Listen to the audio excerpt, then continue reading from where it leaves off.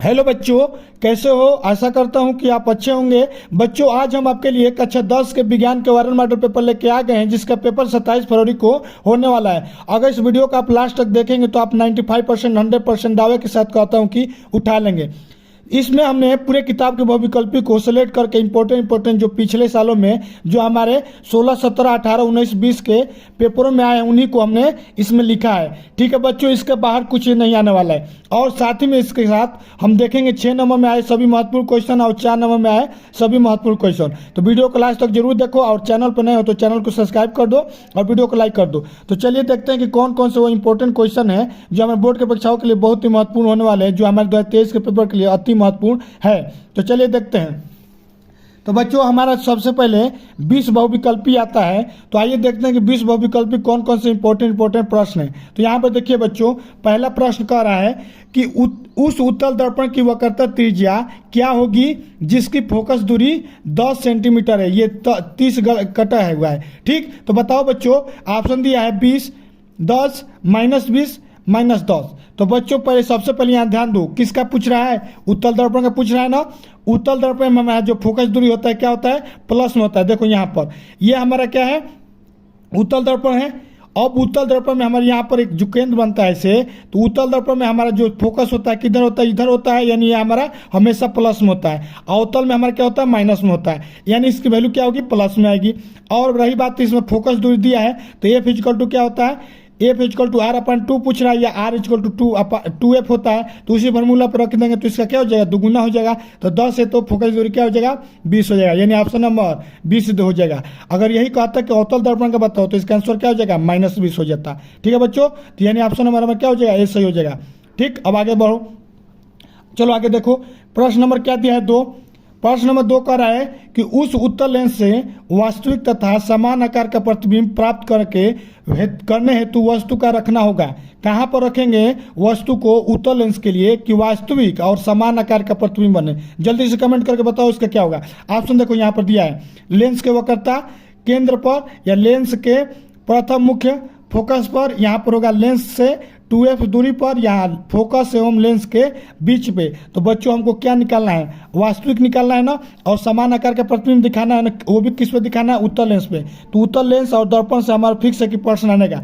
तो बच्चों ना, हमको वास्तविक और समान आकार का आकृति दिखाना है ना, तो लेंस से 2F दूरी पे हम लोग रख देंगे, यानी ऑप्शन नंबर हमारा C सही हो जाएगा। ठीक है बच्चों, लेंस से कितने दूरी पर रखेंगे? 2F दूरी पे, यानी त्रिज्या R पे रख देंगे।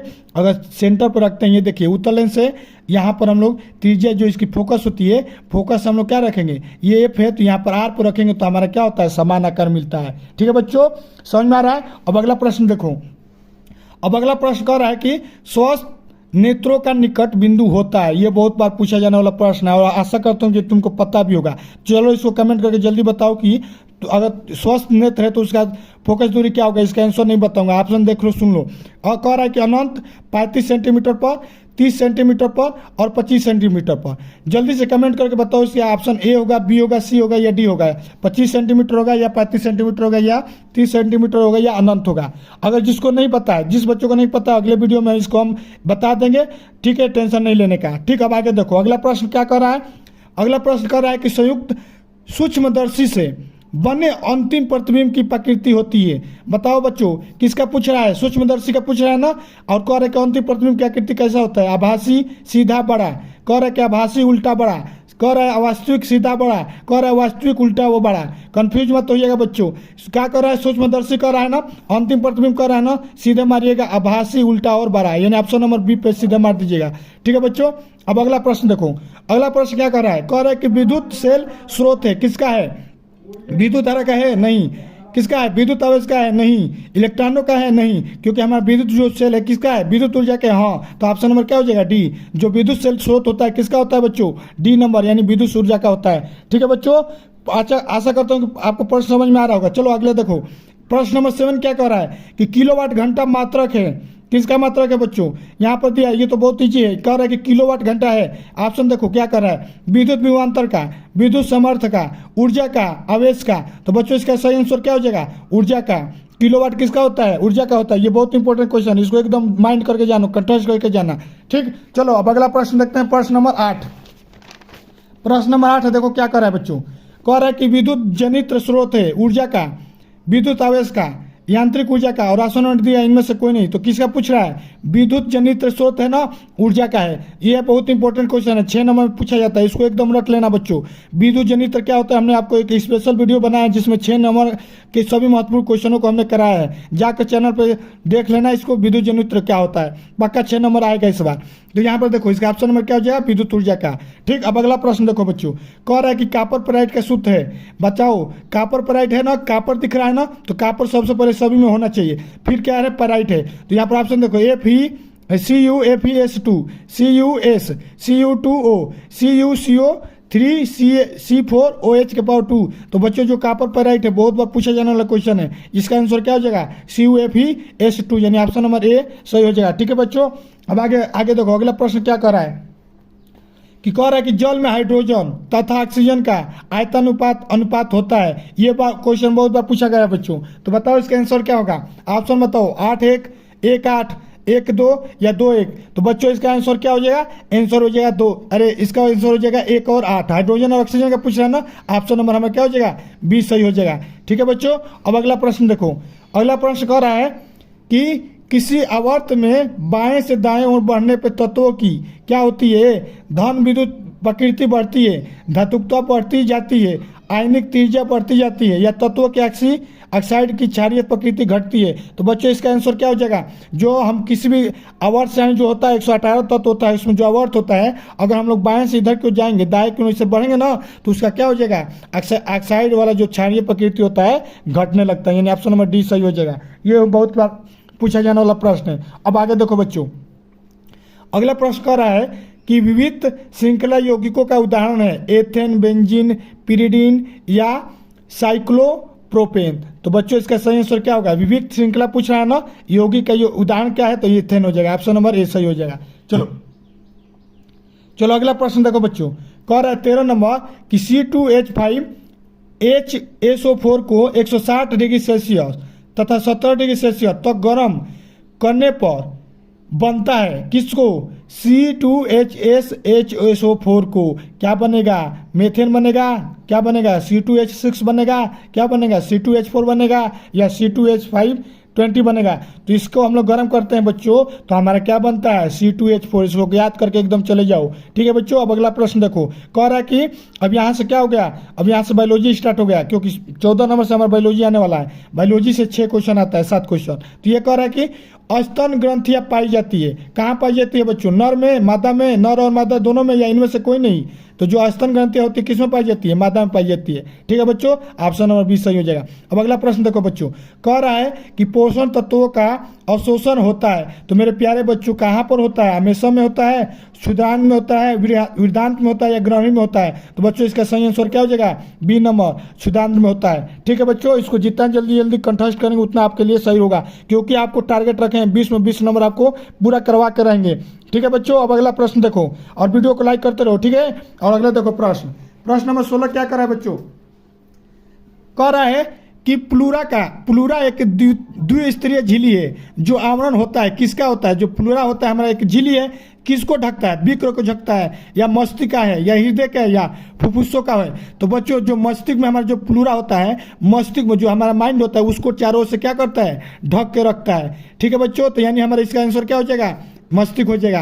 हृदय का बताओ कमेंट करके, हमने आपको बताया था पिछले वीडियो में, हृदय को कौन ढक के झिल्ली रखता है? यानी जो थैली हृदय जिसमें रहता है, किस थैली में रहता है, किस झिल्लीनुमा थैली में रहता है? जल्दी कमेंट करके बताओ, हमने इसका बताया भी है। ठीक, अब अगला देखो, कह रहा है कि लसिका में से नहीं होता है जल, श्वेत रुधिराणु, लाल रुधिराणु, या प्रोटीन? तो जल्दी बच्चों कमेंट करके बताओ, लसिका में क्या होता है? ऑप्शन नंबर देखो जल्दी है, यानी इसका देखो लसिका में जो नहीं होता है वो हमारा होता है लाल रुधिराणु, उसमें लाल नहीं होता है। ठीक है बच्चों, श्वेत होता है, केवल हमारा श्वेत लसिका में होता है। अब चलो प्रश्न नंबर 19 देखो क्या कर रहा है बच्चों? कह रहा है कि शरीर के 2 कार्य की स्थिरावस्था कहलाती है कैलस, मोनोस्टेट, कह रहा है कि होमोस्टेटिस, और कह रहा है कि अंतर्भर्जन। तो जल्दी बचाओ बच्चों, जो शरीर के 2 कार्य स्थिरावस्था में कहलाती है उसको हम लोग क्या कहते हैं? होमोस्टेटिक कहते हैं। ठीक है बच्चों, अब अगला प्रश्न देखो, अगला प्रश्न कह रहा है 19 नंबर कि प्रकाश संश्लेषण होता है। जो बताओ बच्चों, प्रकाश संश्लेषण कहाँ होता है?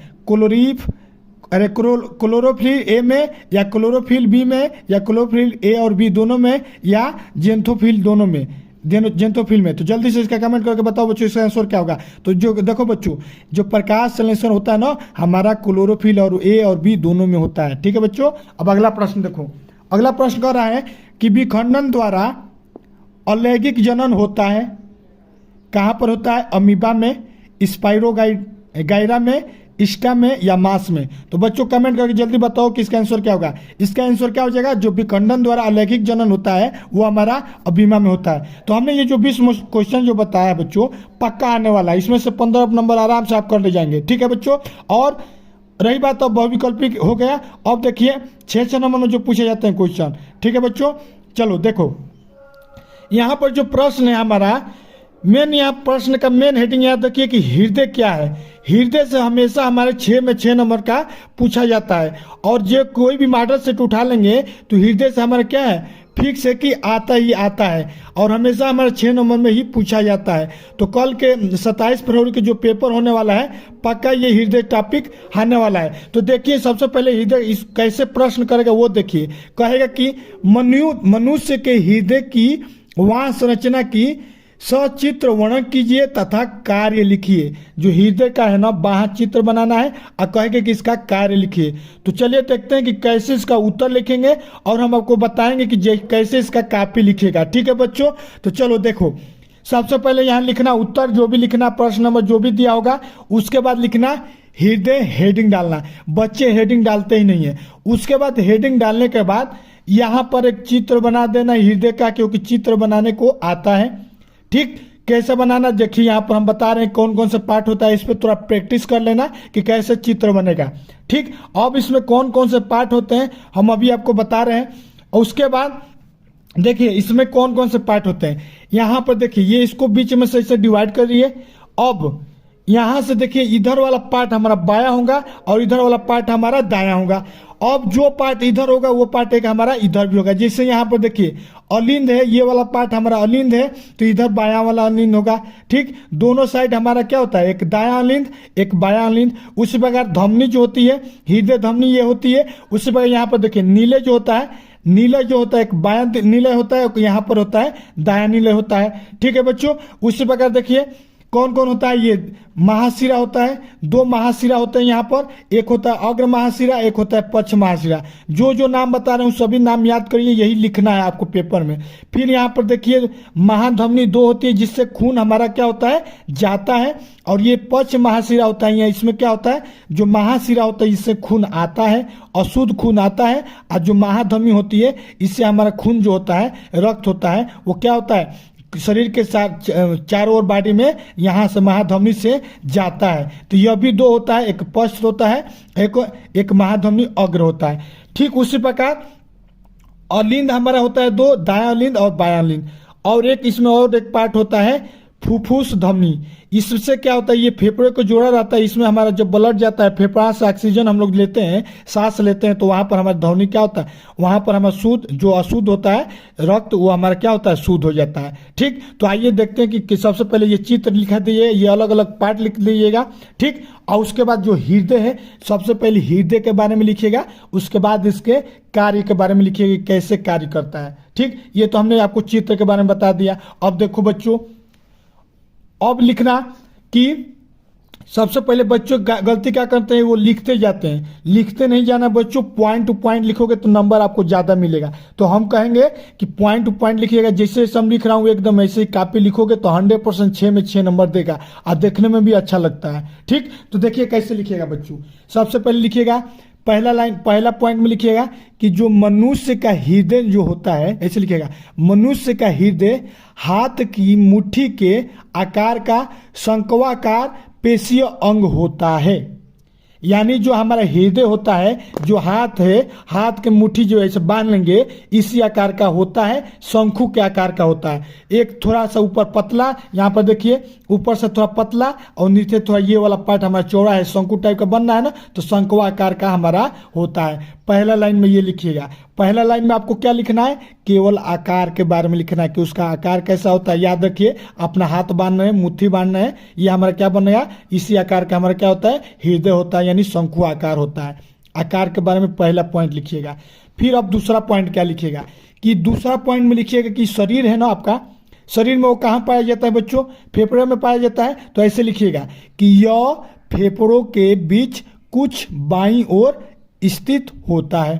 अच्छा, ये फेफड़ा का हम लोग जो बाईं ओर फेफड़ा होता है वहीं पर स्थित होता है। तो दूसरे पॉइंट में लिखिएगा कि यह फेफड़ों के बीच में रहता है। स्थित कहाँ रहता है उसके बारे में लिख दीजिएगा बच्चों। पहले में क्या लिखेंगे, आकार के बारे में, दूसरे में लिखिएगा कि कहाँ स्थित है। अब तीसरे में लिखिएगा कि यह एक झिल्लुनुमा थैली में सुरक्षित रहता है जिसे हृदयावरण कहते हैं। बच्चों ये जो है, ये जो हमारा हृदय है, आकार है, ये क्या है, एक झिल्ली से घिरा होता है, झिल्लीनुमा होता है, उसको थैली होता है, थैली में क्या होता है, घिरा होता है, उसको हम लोग क्या कहते हैं बच्चों, हृदयावरण कहते हैं। तो अब इसमें तीसरा पॉइंट में ये लिखना है कि ये कहाँ कैसे रहता है, तो ये एक थैली में रहता है। पहला में लिखेंगे कि इसका आकार क्या है, दूसरे में लिखेंगे कि आकार कैसा होता है, मुट्ठी की तरह होता है। ठीक उसी प्रकार लिखेंगे दूसरे में कि कहाँ स्थित है, तो फेफड़ों के बीच में बाईं ओर है। ठीक, तीसरे में लिखेंगे ये कैसे रहता है, तो थैली में रहता है, वो थैली का नाम बताओ, तो हृदयावरण। ये हमारे बहुविकल्पी में पूछेगा कि जो थैली होता है उस थैली का नाम क्या है, तो उसको क्या कहते हैं, हृदयावरण थैली कहते हैं। ठीक है बच्चों, जो जैसे यहाँ पर देखें हमने यहाँ पर हृदयावरण को रेड में लिखा है, आप इसको ब्लैक पेन में लिखिएगा। रेड पेन अलाउ नहीं रहता है, तो आप इसको ब्लैक पेन से हेडलाइन करके लिखेंगे तो एकदम एग्जामिनर आपको फुल नंबर देगा। ठीक है बच्चों, तो वीडियो अच्छा लग रहा है तो वीडियो को लाइक और चैनल को सब्सक्राइब करो, ऐसा ही वीडियो हम आपको लाएंगे। उससे बाद देखिए चौथा पॉइंट लिखिएगा कि यह थैली, इस थैली में हृदयावरण द्वार भरा रहता है जिससे हृदय सुरक्षा करता है। कहने का मतलब ये दो थैली होता है हृदयावरण, इसका मेन काम क्या होता है कि इसका मेन काम ये होता है कि जो बाहर से कोई चोट वोट लगेगा तो उसकी क्या करेगा, सुरक्षा करता है। तो इसमें क्या होता है, सुरक्षा करने के लिए इसमें द्रव भरा होता है, उस द्रव का नाम क्या है, हृदयावरण द्रव कहलाता है। ये बहुविकल्पी में भी पूछेगा कि जो हमारा थैली की जो सुरक्षा करता है उसमें कौन द्रव भरा रहता है, तो लिखिएगा कि हृदयावरण। तो यहाँ से आपका बहुविकल्पी भी तैयार हो रहा है और 6 नंबर का क्वेश्चन भी तैयार हो रहा है बच्चों।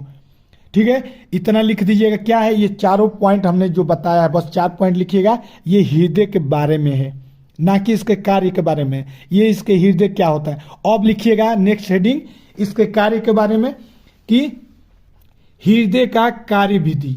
ठीक है बच्चों, कि कैसे कार्य करता है। तो कार्य विधि लिखने से पहले हम आइए आपको बताते हैं कि कार्य कैसे करता है चित्र में, उसके बाद हम आपको बताएंगे कि कौन कौन सा पॉइंट लिखिएगा। तो देखो कैसे ये काम करता है। चित्र बनाना हमने बता दिया, दोनों ओर क्या होता है, अलीन होता है। तो देखो सबसे पहले हमारे शरीर का खून होता है, जो रक्त होता है वो क्या करता है, पूरे शरीर में चलता रहता है। उसको चलाने का काम क्या करता है, हृदय करता है। अब हृदय जो होता है, हृदय हमारा सबसे पहले खून पूरे शरीर में लेगा, शरीर में घूमेगा, तो शरीर एक ओर से जाएगा, एक ओर से खून आएगा। तो ये याद रखो, ये जो है हमारा महाशिरा, 2 महाशिरा होता है। यहाँ दिख रहा है एक पश्च महाशिरा, एक दिख रहा है अग्र महाशिरा। ठीक है बच्चों, तो ये दोनों जो सिरे हैं, यहाँ से खून हमारे हृदय में आता है पूरे शरीर का। ठीक, और यहाँ पर देखिए महाधमनी है, एक पश्च महाधमनी है, यहाँ पर एक अग्र महाधमनी है। ये महाधमनी क्या करता है, ये पूरे शरीर में भेजता है, पूरे शरीर में क्या करता है, खून भेजता है। और यहाँ से पूरे शरीर का खून अशुद्ध जो होता है आता है, यहाँ से शुद्ध खून जाता है। ठीक, अब बीच का फलन समझो। अब सबसे पहले अब कहाँ से खून आएगा, खून आने से स्टार्ट करते हैं। अब यहाँ से क्या होगा, ये महाशिरा है, यहाँ से खून आएगा और यहाँ से हमारा खून आएगा। खून यानी रक्त आएगा, रक्त हमारे पूरे बॉडी का आएगा। वो कैसा आएगा, अशुद्ध आएगा, क्योंकि पूरे बॉडी में घूम के आ रहा है, तो उसमें से जितना भी गंदगियाँ होता है वो सब बिटोर के लाता है और उसको यहाँ पर फिल्टर करना रहता है। इसका काम भी यही रहता है कि इसको फिल्टर करे, अशुद्ध है तो शुद्ध करे। अब यहाँ से सीधे कहाँ जाता है, अलिंद में जाता है। ठीक है बच्चों, यहाँ लिखा है ना अलिंद। अब यहाँ से ये नीचे से होते हुए यहाँ, और ये ऊपर से होते हुए यहाँ पर अलिंद में आता है। ये वाला पार्ट हमारा क्या है, अलिंद है, अलिंद में भरता है। अब अलिंद में यहाँ पर देखिए ये खुला है ना, ये हल्का सा गेट यहाँ पर खोल दीजिएगा चित्र में। अब ये अलिंद में भरने के बाद यहाँ पर संकुचन होता है। संकुचन मतलब देखते हैं हृदय हमारा धक धक धक धक करता है, तो यहाँ पर क्या होता है, संकुचन होगा। संकुचन मतलब कि सिकुड़ेगा। अब सिकुड़ेगा तो इसमें का खून क्या होगा, दबेगा तो निकल के इधर आ जाएगा। जिससे फिचकारी होता है तो हम लोग उसमें दाबते हैं तो क्या होता है, उसमें से पानी निकल जाता है। तो उसी प्रकार जब हृदय हमारा धकता है तो इसमें का खून क्या होता है, निकल के इसमें आता है, इसीलिए हमारा हृदय धकता है। इसको बार बार संकुचन चाहिए, तभी ना ये इसका खून इधर भेजेगा, खून भेजता रहेगा, सर्कुलेशन करता रहेगा। अब बहुत इसका प्रेशर ज़्यादा रहता है। अब इसमें संकुचन होगा बच्चों। अब किस में संकुचन हो रहा है, अलिंद में। अलिंद से कहाँ होते हुए गुजर के आ रहा है बच्चों, इस वाले पार्ट में यानी नीले में आ रहा है। यहाँ से देखिए गेट खुला है ना, ये यहाँ से इसमें कैसे आ रहा है, महाशिरा से अलिंद में। अलिंद से कहाँ आ जाएगा, अलिंद से आ जाएगा नीले में। अब ये वाला पार्ट हमारा क्या है, पूरा नीले है। अब नीले में भर जाएगा। अब नीले में क्या होगा, नीले में अब संकुचन होगा कि नहीं होगा, संकुचन होगा मतलब कि उसमें भी अब क्या होगा, संकुचन होगा। पुचकारी की तरह जैसे बल लगेगा, दबेगा। अब यहाँ से दबेगा तो ऐसे गुजरते गुजरते कहाँ चला जाएगा, फुफ्फुस धमनी में चला जाएगा। अब यहाँ पर जाने के बाद बच्चों चित्र एकदम समझो ऐसे, अब यहाँ से जाने के बाद ये चला जाएगा फेफड़ा में, जो हमारा फेफड़ा होता है। अब वहाँ से हम लोग ऑक्सीजन ले रहे हैं बच्चों, सांस में क्या लेते हैं, ऑक्सीजन लेते हैं। ऑक्सीजन क्या करेगा, जो हमारा रक्त होता है, जो रुधिर होता है, उसको शुद्ध करता है। ऑक्सीजन उसमें घुलता है, उसमें कि जितना भी अशुद्धि है उसको निकालता है। कार्बन डाइऑक्साइड जो भी होता है हम लोग निकालते हैं ना, तो वहाँ से क्या करते हैं, निकालता है। कहाँ जाता है, फुफ्फुस धमनिया से होते हुए कहाँ जाता है, फेफड़ा में जाता है। अब बच्चों अब वहाँ से फेफड़ा से होते हुए यहाँ पर दो दिख रहा है, इधर से जाएगा और इधर से आएगा। अब फेफड़ा से आते वक्त आएगा किसे, फुफ्फुस धमनियों से फिर वापस आएगा। हृदय हमारा जो होता है दो बार खून, एक बार खून निकल के फेफड़ा में चला गया जो रक्त है, अब वहाँ से फिर वापस लौट के आएगा किसमें, फिर फेफड़ा में आएगा। धमनी से हुई होके हुए आएगा तो फेफड़ा से गुजरते हुए कहाँ आएगा, हृदय में। अब हृदय में सबसे पहले फुफ्फुस धमनी से होते हुए अब हमारा क्या जाएगा, अलिंद में जाएगा। पहले दायां अलिंद से उधर गया, अब बायां लिखिएगा। इधर सब वाला जो पार्ट है दायां है, अब इधर वाला पार्ट मेरा बायां हो गया। अब कहाँ जाएगा, बायां अलिंद में जाएगा। अब बायां अलिंद में होते हुए फिर संकुचन होगा तो नीले में जाएगा। यहाँ से देखिए, यहाँ से गुजरते हुए कहाँ जा रहा है, नीले में जा रहा है। अब नीले में जाने के बाद बच्चों अब इसका जो नीले होता है, नीले से सीधे हमारा अब अलिंद में जाता है। बायां अलिंद दिख रहा है तो यहाँ कहाँ चला जाएगा, अलिंद में चला जाएगा। ठीक है बच्चों। अब यहां से अच्छा मतलब अलिंद से जाएगा नीले में, नीले से जाने के बाद अब जाएगा महाधमनी में। महाधमनी क्या होता है, ये वाला पार्ट, दो महाधमनी, एक होता है ऊपर और एक नीचे। ये पीछे के सीन है, यहाँ से होते हुए गुजरता है। अब यहाँ से हमारा खून जो होता है, रक्त क्या होता है, सभी जो नसें होती हैं हमारी, आर्टरी होती है, जितना भी हमारी वेन होती है, उसमें यहाँ से चारों ओर भेज देता है। अब चारों ओर नस में जाएंगी, वहाँ पर फिर अशुद्धि होंगी, पूरे शरीर को शुद्ध करेंगे, वहाँ से अशुद्धियाँ लेके आएंगी। इधर से जाएगा, इधर से आएगा, जाएगा आएगा, जाएगा आएगा। ठीक है बच्चों, तो इस प्रकार से हृदय हमारा काम करता है। आशा करता हूँ कि आप चित्र के माध्यम से समझ गए हैं। तो देखिए अब कैसे लिखिएगा। अब आपको समझ में आ गया सबसे पहले कहाँ कहाँ जाता है, तो जैसे जैसे जाता है वैसे वैसे लिख दीजिएगा। ये चित्र याद कर लेंगे, इसी में से हम आपको बता देंगे कैसे लिखिएगा। अब लिखिएगा कि सबसे पहले खून हमारा महाशिरा से होते हुए नीले अलिंद में जाता है। कहाँ लिखेंगे, दाहिने अलिंद में जाता है, पहले दायां में जाता है। तो यहाँ से जा रहा है, यहाँ से जा रहा है अलिंद में, अलिंद से कहाँ जा रहा है, नीले में, नीले से जा रहा है फुफ्फुस धमनी में, फुफ्फुस धमनी से फिर फेफड़ा में, फेफड़ा से फिर फुफ्फुस धमनी में, फिर वहाँ से अलिंद में, अलिंद से नीले में, नीले से हमारा महाधमनी में, फिर वहाँ से हमारे पूरे बॉडी में। ऐसे ही लिखना है, लाइनें से लिखना है। तो देखो कैसे लिखना। हृदय का कार्य विधि हेडिंग डालना। पहले नंबर पर लिखना सारे शरीर का एकत्र अशुद्ध रक्त, जो सारे अशुद्ध रहता है, एकत्र अग्र और पक्ष महाशिरा द्वारा दाहिने अलिंद में जाता है। पहला लाइन ये लिखिएगा, पॉइंट टू पॉइंट लिखेंगे तो एग्जामिनर आपको ज्यादा नंबर देगा। फिर दूसरे लाइन में लिखिएगा कि दाएं अलिंद के संकुचन से यह रुधिर त्रिदलीय कपाट से होता हुआ दाएं नीले में जाता है। अब कहाँ जाएगा, अलिंद से जा रहा है दाएं नीले में। इसको हेडलाइन इसे ऐसे काले में लिखिएगा, ठीक, नहीं तो इसको हेडिंग नीचे से ऐसे मार दीजिएगा। अब नीले से कहाँ जाता है बच्चों, फेफड़ा में जाता है, मतलब फुफ्फुस होते हुए फेफड़ा में जाता है। तो अब लिखिएगा कि थर्ड पॉइंट में लिखिएगा दाएं नीले के संकुचन जब होता है पर अशुद्ध रक्त हमारे कहाँ जाता है, फुफ्फुस धमनियों से होता हुआ फेफड़े में पहुंचता है। फेफड़ा में गया, और फेफड़ा में क्या होगा, शुद्ध होगा। तो यहाँ से एक पॉइंट ये लिख दीजिएगा कि फेफड़ा में ऑक्सीजन पाकर यह रक्त शुद्ध हो जाता है, किससे, ऑक्सीजन की सहायता से। अब पांचवा लिखिएगा, अब वहां से शुद्ध हो गया तो शुद्ध रक्त फिर फुफ्फुस होते हुए कहाँ जाएगा, अलिंद में जाएगा। तो ये लिखिएगा कि यह शुद्ध रक्त फुफ्फुस शिराओं द्वारा बाएं अलिंद में चला जाता है, और वहां से कहाँ चला गया बच्चों, अलिंद में चला गया। अब वहां से लिखिएगा कि बाएं अलिंद के बाद अब कहाँ जाता है, नीले में जाता है। तो अब क्या लिखेंगे कि बाएं अलिंद के संकुचन से शुद्ध रक्त बाएं नीले में चला जाता है। अब वहां से कहाँ जाएगा बच्चों, सीधे अब हमारा महाधमनी में जाएगा। अब लाइन से ऐसे पॉइंट टू पॉइंट लिखेंगे, एग्जामिनर आपको फुल नंबर दे देगा। अब बाएं नीले के संकुचन पर शुद्ध रुधिर मतलब रक्त महाधमनी में जाता है, और जहां से यह शरीर के विभिन्न अंगों में चला जाता है। इतना पॉइंट लिख देंगे, एग्जामिनर आपको 6 में 6 नंबर गारंटी के साथ देगा, मैं वादे के साथ कहता हूँ। आज जैसे जैसे लिखवाए ये पॉइंट अगर नोट करते जाओ, एक बार इस पर प्रैक्टिस कर लो, कल के पेपर में ये आने वाला है। ठीक है बच्चों, ये जो प्रश्न है बहुत इंपॉर्टेंट है, हृदय से आएगा ही आएगा। ठीक है बच्चों, तो यदि ये वीडियो अच्छा लगा है तो वीडियो को लाइक करो, सब्सक्राइब करो, और अपने दोस्तों में भी शेयर करो जिसका पेपर होने वाला है। मिलते हैं नेक्स्ट वीडियो में। और बताओ कि इसी टाइप का और क्वेश्चन चाहिए तो बताओ, हम इस प्रकार के क्वेश्चन बताएंगे 6-6 नंबर में या 4-4 नंबर में पूछे जाने वाला है। या हम बताओ आप कमेंट करके कि मॉडल पेपर चाहिए, मॉडल पेपर का सोल्यूशन बताएं, या इस प्रकार का क्वेश्चन 6-6 नंबर वाला चाहिए या 4-4 नंबर वाला चाहिए, जल्दी से कमेंट बॉक्स में लिख के बताओ। ठीक है बच्चों, चलो मिलते हैं नेक्स्ट वीडियो में। जय हिंद, जय Bharat. Let it bang, bang.